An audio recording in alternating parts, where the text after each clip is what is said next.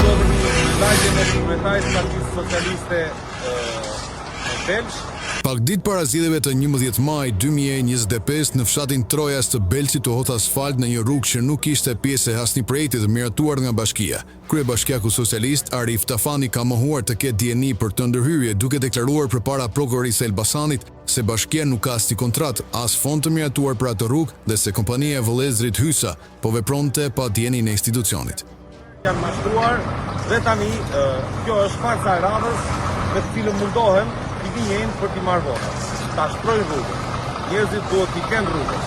Po jo pas 12 vitesh, një javë para zgjedhjeve. Ngjarja u bë publike përmes një denoncimi të ish kandidatit të opozitës Dritan Çani, i cili e quajti këtë asfaltim një lëvizje elektorale. Hetimet treguan se kompania kishte shtruar me asfalt në rrugën Trojas edhe një pjesë të segmentit të quajtur Skëndije, për të cilën kishte një kontratë të lishme me Bashkinë Belsh të firmosur në shtator 2024.